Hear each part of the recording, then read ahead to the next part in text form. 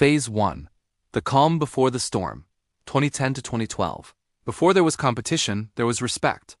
Two artists at the top of their generation. Different cities, different styles, but both carrying the weight of hip-hop's next era. In 2010, Drake was already the golden boy.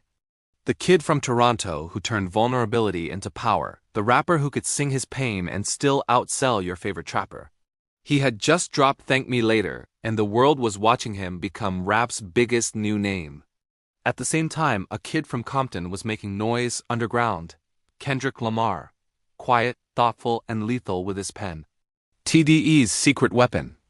By 2011, he had dropped Section 80 and people were whispering, "This guy is different." Drake saw the potential early.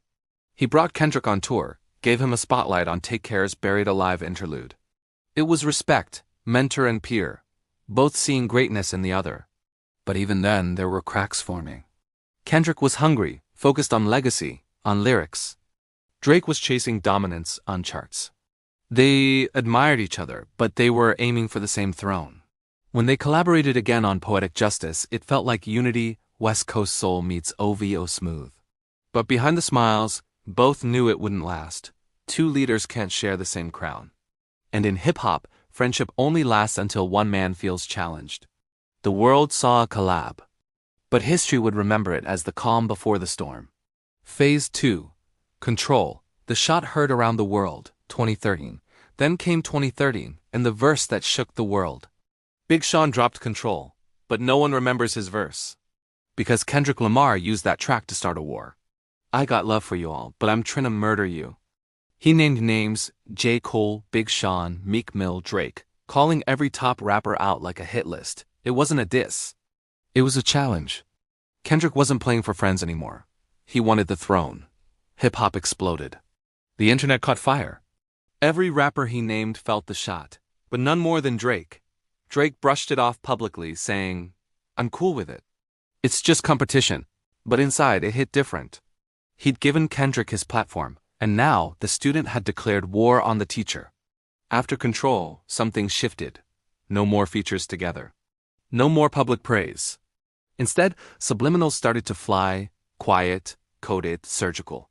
Drake dropped lines about rappers trying to be deep and talking that real only to fade away.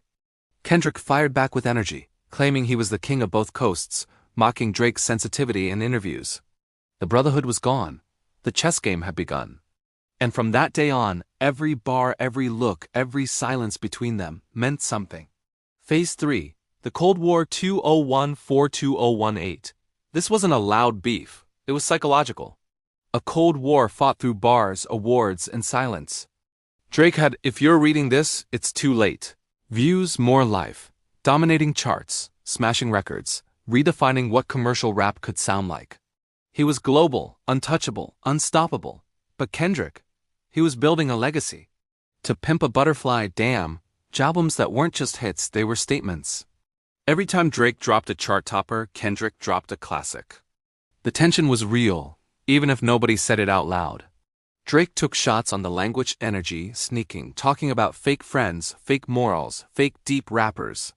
Kendrick answered in code, King Kunta, The Heart Part 4, humble, firing lines about rappers who talk numbers, but don't make real music. It was art versus popularity, respect versus relevance, pen versus presence. In interviews, both pretended there was no problem. But when Kendrick won the Pulitzer Prize and Drake sold out stadiums, the contrast was clear. They were the two pillars of rap, standing on opposite sides of the same crown. Everyone in hip-hop felt it. Drake was the face of rap. Kendrick was its soul. The war stayed cold, but the air was heavy. Phase 4. The Crown and the Silence, 2019 present. By 2019, the lines were drawn. Drake had survived every battle, Meek, Pusha, Kanye, and still ruled the charts.